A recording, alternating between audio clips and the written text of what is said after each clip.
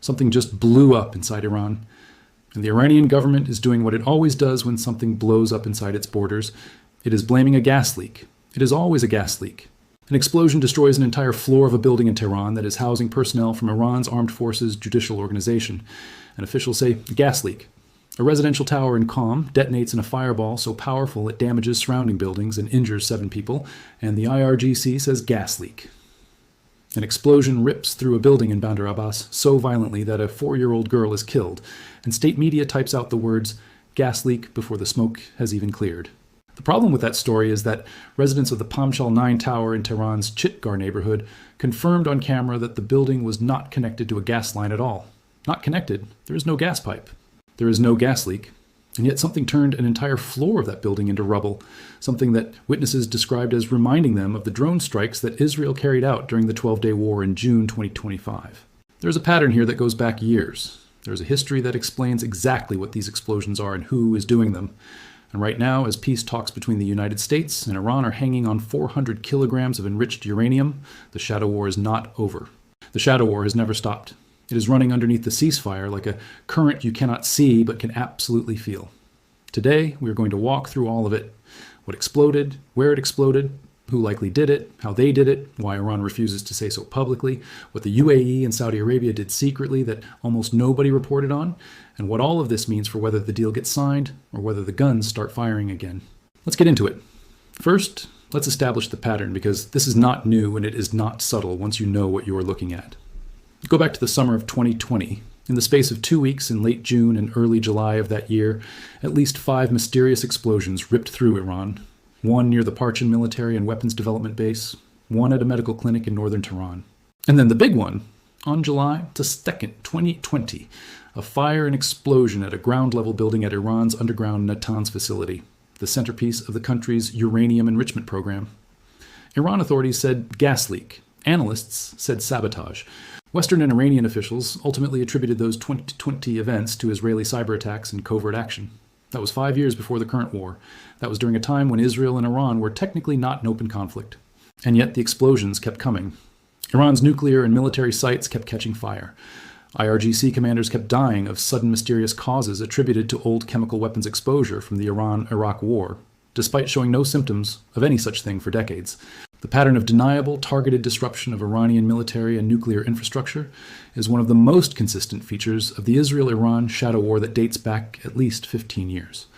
And what happened after the June 2025 ceasefire, when the 12-day war between Israel and Iran formally ended, was that the shadow war kicked into an entirely new gear, even as the open military conflict paused.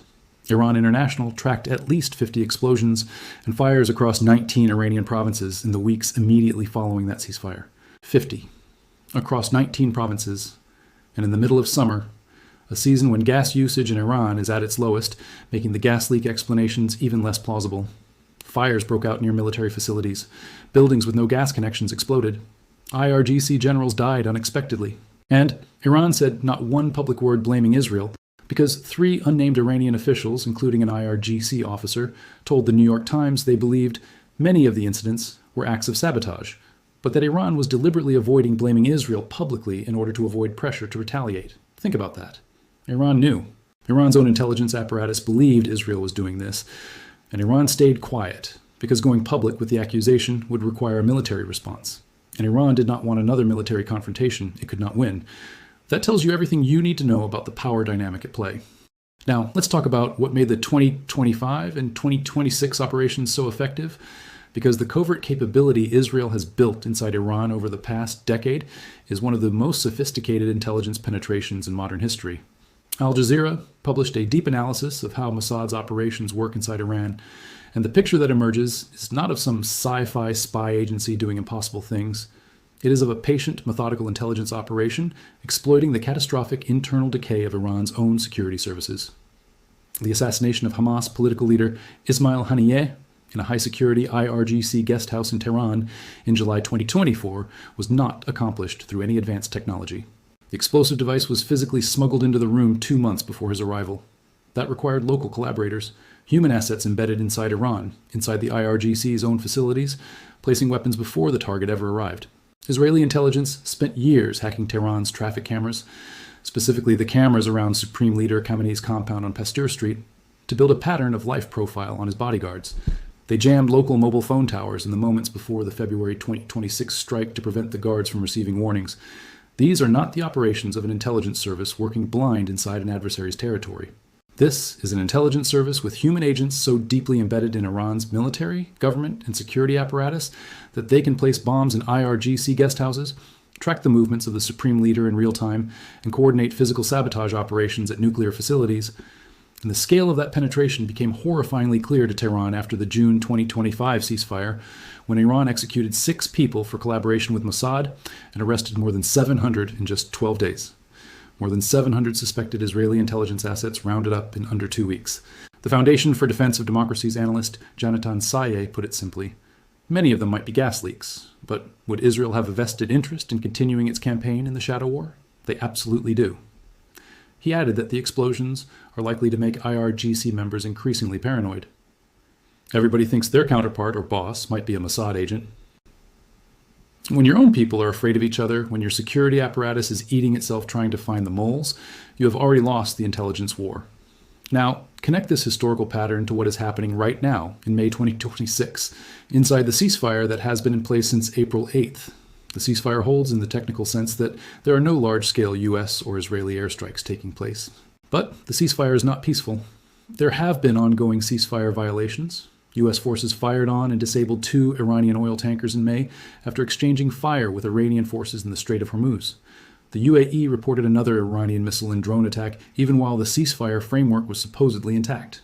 Joint Chiefs Chairman General Dan Kane described the situation as incidents remaining below the threshold of restarting major combat operations. Defense Secretary Pete Hegseth said the ceasefire certainly holds, but that language itself tells you something. You do not say a ceasefire certainly holds if it is calm. You say it when things are happening that you need to contextualize as not quite war. The ceasefire is a legal fiction that both sides are using to buy time. Iran is using that time to fortify the Isfahan tunnel entrances with dirt embankments and roadblocks and fencing, to hide the uranium deeper, to rebuild what it can of its shattered military infrastructure. And Israel, if the pattern of the last year tells us anything, is using that time to continue the shadow war, quietly, below the threshold of attribution. Let's talk specifically about the explosions that have been documented in 2026, because this is where the gas leak narrative becomes genuinely difficult to sustain. The Wikipedia entry tracking the 2026 Iran explosions opens with a key detail: an explosion in Bandar Abbas at an 8-floor building in which the IRGC naval commander Alireza Tangsiri was identified as the likely target. Iranian officials said gas leak. Local residents said the building was not connected to a gas network. An explosion in Avaz killed 4 people, described by state media as a gas explosion. Explosions in Karaj and Parand on January 31st. The pattern continued through the war itself. Massive US and Israeli strikes on March 1st when Tehran was hit during Operation Epic Fury.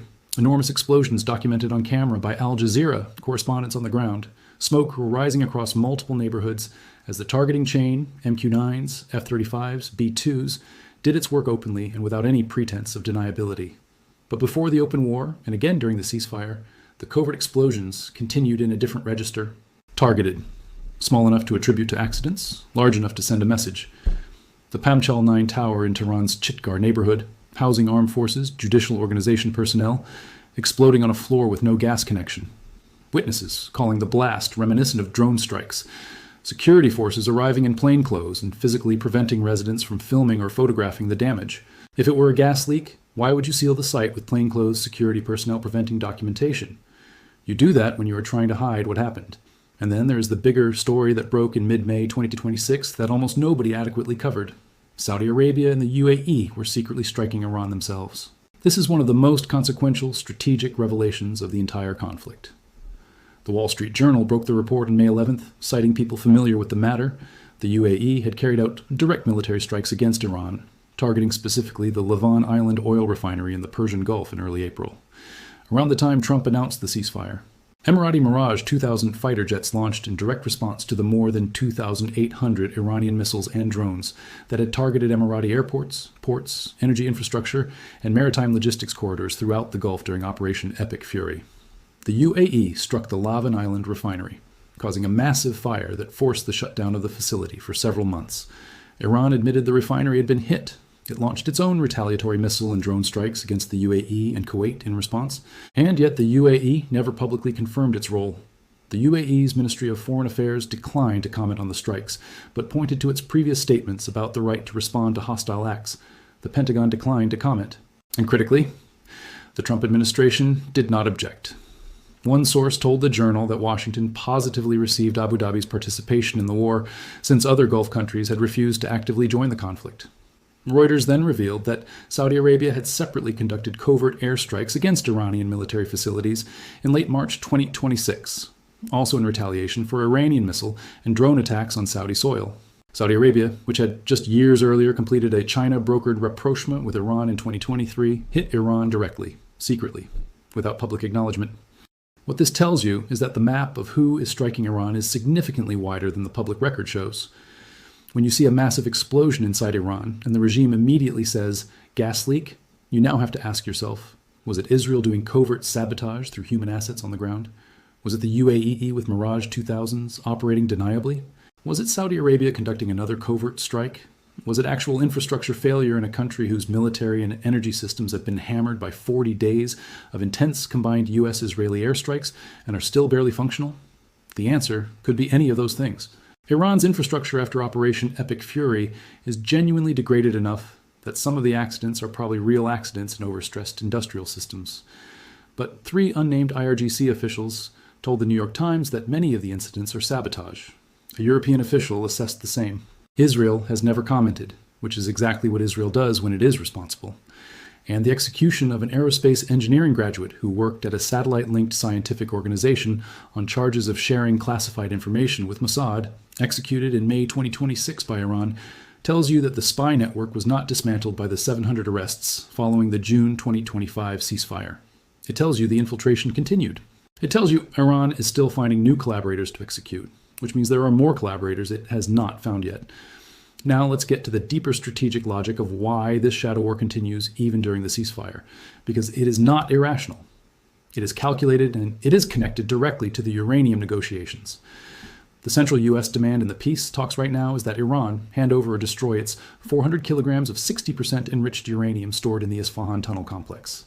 Iran's supreme leader Mojtaba Khamenei, who took over after his father Ali Khamenei was assassinated during the opening strikes of Operation Epic Fury on February 28th, issued a directive just days ago that the uranium does not leave Iran, not as a transfer to a third country, not as destruction under IAEA supervision. It stays in Iran. The Atlantic Council describes Mojtaba as more hardline than his father, with close ties to the most ideologically extremist factions of the clerical establishment. He served in the IRGC's Basij. He has no interest in being remembered as the supreme leader who surrendered Iran's last deterrent to the Americans. So the diplomatic track is stuck, and the covert track continues. Because if the diplomatic track cannot get the uranium, the covert track at minimum keeps Iran off balance, keeps IRGC commanders looking over their shoulders, keeps Iranian security services consumed with internal witch hunts for Mossad assets, keeps critical infrastructure vulnerable, and, most importantly, ensures that even during the ceasefire, Iran is under constant pressure that demonstrates the alternative to a deal is not peace. It is a permanent, low-grade, plausibly deniable campaign of destruction that Iran cannot publicly respond to. Without restarting a conventional war, it already lost once. There is also a more specific operational explanation for why covert strikes targeting IRGC figures and military infrastructure are continuing right now. The uranium at Isfahan does not move itself. If Iran were to decide, perhaps under enough pressure, to secretly reconstitute its centrifuge program, that would require specific individuals with specific knowledge to make it happen. The IRGC nuclear commanders who know where the material is, who have access to the tunnels, who understand the technical details of the enrichment process, those individuals are extremely valuable targets for an intelligence service trying to ensure the bomb never gets built. Every one of them who dies of a sudden illness, or in an accident, or in an explosion that the regime attributes to a gas leak, is one fewer person who can bridge the gap between 400 kilograms of 60% uranium and a functioning nuclear weapon. That is not speculation. That is the explicit logic of a campaign Israel has been running since it assassinated multiple Iranian nuclear scientists between 2010 and 2012, and which has never fully stopped. The shadow war and the uranium problem are the same problem viewed from different angles. The diplomats in Islamabad are trying to solve it with paper. The Mossad assets inside Iran are trying to solve it with explosives. Both tracks are running simultaneously. And now add the cyber warfare dimension, because that is the third layer of this campaign that is completely invisible but extraordinarily effective. Wikipedia's entry on cyber warfare during the 2026 Iran war documents that cyber and electronic warfare capabilities were integrated into the very opening phase of Operation Epic Fury, used to disrupt Iranian command and control, communications, and sensor networks from the first minutes of the February 28th strikes. Iran executed a former Atomic Energy Agency employee specifically because he attempted to infect the internal network of a defense-related organization by connecting unauthorized USB equipment on orders from Assad officers. That tells you the cyber operations were not just conducted from outside Iran, they were conducted by human assets physically inside Iranian facilities, inserting malware into systems that are air-gapped from the outside internet. The same pattern, human intelligence assets enabling cyber operations against hardened targets, that was used at Natanz in 2010 with the Stuxnet worm. 15 years later, the technique has been refined, and the scale has expanded. And right now, during the ceasefire, while Iranian nuclear engineers are presumably trying to assess what damage has been done to their remaining centrifuge infrastructure and whether the uranium at Isfahan is accessible, they are doing so in a cyber environment that Israel has demonstrably compromised at multiple levels. There's one more thing worth saying before we close, and it is the thing that ties every thread of this story together into a single coherent strategic picture. Iran has been, throughout this entire conflict, operating under the belief that its geographic position, its missile arsenal, its proxy networks, and its nuclear program gave it a form of deterrence that no American or Israeli military operation could fully eliminate. The 12-day war in June 2025. Operation Midnight Hammer, Operation Epic Fury. Each round of strikes was supposed to be the operation that broke Iran's will, and each time Tehran found something to hold on to, the proxies, the Strait of Hormuz, the uranium, that let it claim it had not been defeated. And that is the genius and the tragedy of Iran's strategic position simultaneously. The genius is that a country with a GDP smaller than Portugal's has managed to make itself the central security concern of the world's most powerful military for over 2 decades. The tragedy is that the one thing Iran keeps holding on to, the nuclear program, the enriched uranium, the dream of deterrence through weapons-grade material, is the exact thing that keeps bringing the bombs back. Every time Iran enriched more uranium, every time it crossed another IAEA threshold, every time it said, no enrichment, no deal, it was rolling the dice that the US and Israel would not actually pull the trigger. And then they pulled the trigger twice. And now the uranium is still there, in the tunnels, and the explosions keep happening, and the shadow war keeps running, and the ceasefire keeps holding by the narrowest of margins. And the question that determines the fate of the next decade of Middle Eastern history is whether Mojtaba Khamenei is going to be the supreme leader who finally reads the room correctly, or whether he is going to be the man who forced the United States to send the B-2s back to Whiteman and load 2 more GBU-57s and give them new coordinates at Isfahan. Because right now, that is the choice. That is the only choice left on the board. And every explosion you hear about inside Iran, gas leak or not, is a reminder that the board is still in play. Drop your analysis in the comments. Subscribe for the next update the moment this situation moves. And share this with anyone who wants to actually understand what is happening, not just the headline. And that is the specific targeting logic inside the UAE's Lavon Island strike, because it reveals something crucial about how the Gulf states have fundamentally changed their military doctrine. For decades, Saudi Arabia and the UAE operated under a philosophy that can be summarized as absorb Iranian provocations, rely on US deterrence, and never strike directly at Iranian territory. The 2023 China-brokered rapprochement between Saudi Arabia and Iran was supposed to be the culmination of that philosophy, a formal diplomatic agreement that reduced tensions and created a framework for coexistence. It lasted about 2.5 years, the moment Iran turned its missile and drone arsenal against Gulf civilian and energy infrastructure during Operation Epic Fury, attacking airports, ports, refineries, and maritime logistics across the UAE and Kuwait and Bahrain and Qatar. That doctrine evaporated. The UAE absorbed more than 2,800 Iranian missiles and drones targeting its infrastructure during the conflict. And then, in early April, right around the time the ceasefire was being announced, Emirati Mirage 2000 fighter jets flew into Iranian airspace and turned the Lavon Island refinery into a fireball. Iran admitted the refinery was hit. Iran launched retaliatory missiles at the UAE and Kuwait. And then both sides went quiet about who had done what, because the ceasefire framework required everyone to pretend the fighting had stopped. Defense Security Asia analyzed the strategic significance of this shift clearly.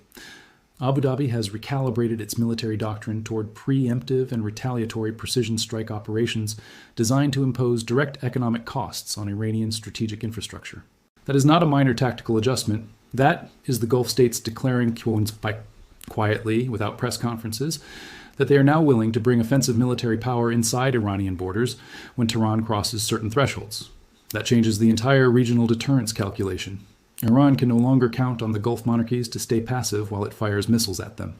Saudi Arabia striking Iranian military facilities in late March. The UAE striking Lavon Island in early April. Both operations done covertly, both acknowledged by sources rather than governments, both welcomed by the Trump administration, which had been frustrated that Gulf states were not doing more. The Wall Street Journal reported that U.S. officials expected more active Gulf participation and quietly applauded when it came. This matters for the uranium negotiations because it tells Iran something important. The United States is not the only military power in the region that is willing to strike Iranian territory. The Gulf states, with their U.S.-supplied F-16s, Mirage 2000s, and Typhoons, with their vast oil wealth funding military procurement, with the direct experience of Iranian missiles landing on their airports, are now in the fight. Quietly. Deniably. But in the fight. Let's zoom out to what all of this means for the peace deal and the big picture of where this goes from here. Secretary of State Rubio stood in New Delhi on Saturday and said, "This problem will be solved one way or the other." He referenced Venezuela, a country that recently handed over its highly enriched uranium to a third country with British and IAEA assistance, as proof that removing Iran's stockpile is very doable from a technical standpoint. And when Rubio says things like that, he is threading two messages simultaneously, one for Iran and one for the American public. For Iran, the message is, this deal is achievable, it is not humiliating, other countries have done it and survived it, the U.S. is offering you an off-ramp. For the American public, and particularly for the Republican senators like Roger Wicker and Ted Cruz, who are warning that the ceasefire extensions are becoming strategically dangerous, the message is, we have not forgotten the uranium, we have not accepted Iran keeping it, the diplomatic route is still live, but it is not permanent. Both audiences are listening to the same press conference. Both audiences are drawing different conclusions. And Iran's negotiators are listening too, trying to determine whether the ceasefire extension represents genuine American willingness to reach a deal, or whether it is simply Washington giving Tehran enough rope to negotiate with, while the shadow war continues to degrade Iranian military and industrial capacity below the radar. The Trump administration has shown Iran what the alternative looks like.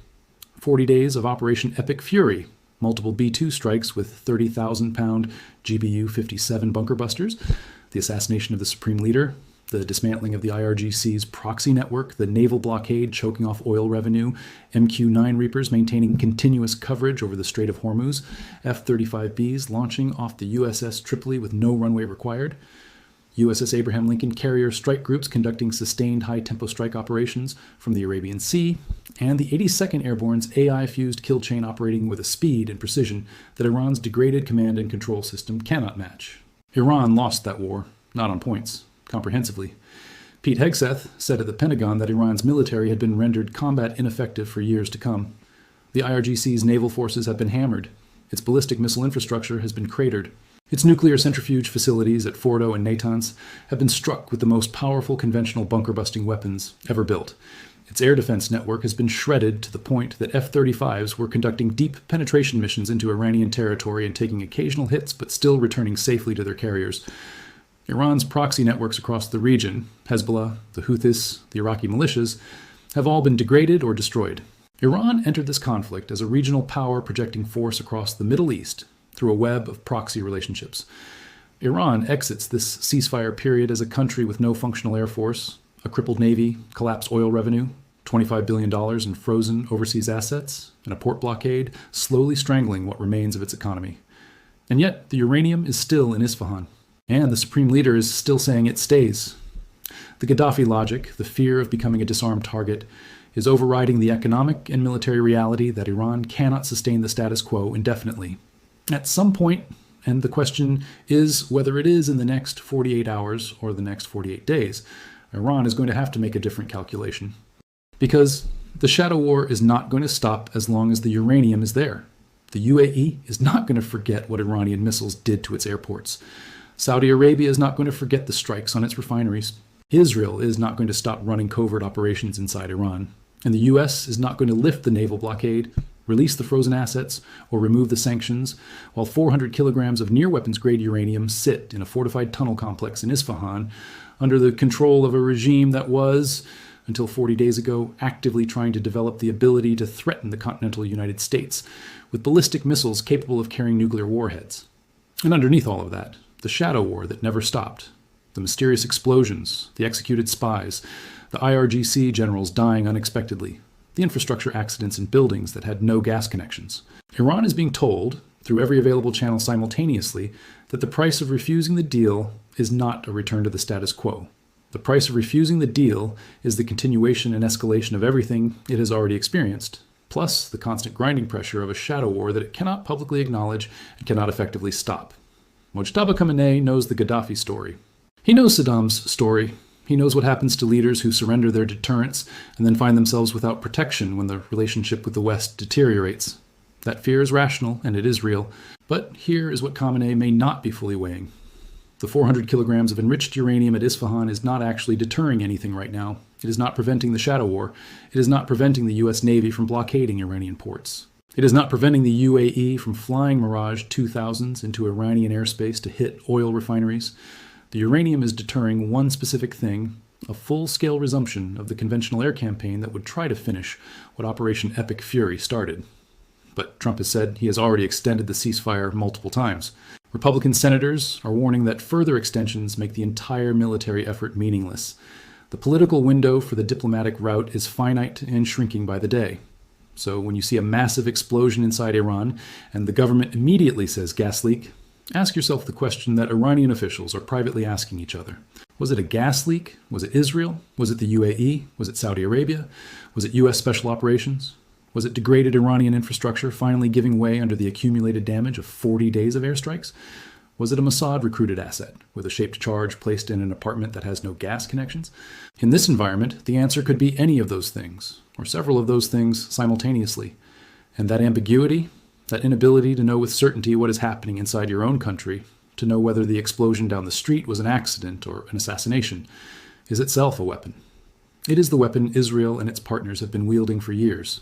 It is the weapon that turns IRGC commanders into paranoid men who trust no one, that turns nuclear scientists into people who are afraid to go to work, that turns a regime that projects strength through its proxies and its missiles into a regime that cannot protect its own buildings and its own capital. That is the shadow war, and it is not over. It was never over. And the next explosion you hear about in Iran, the next fireball, the next plume of smoke rising over a military complex, the next official statement blaming gas infrastructure in a building that is not connected to a gas line, remember this. It is not separate from the uranium negotiations. It is part of them. Every explosion is a data point in the calculation that Iran's leadership is making about whether the cost of keeping the uranium is higher than the cost of giving it up. So far, they have decided to keep it, but the explosions keep coming, and the clock keeps ticking. Drop your take in the comments on whether you think Iran eventually folds on the uranium or whether we're watching the countdown to round 3. Follow on X and Instagram for real-time updates as this develops. And watch the next video right here for more on what's coming.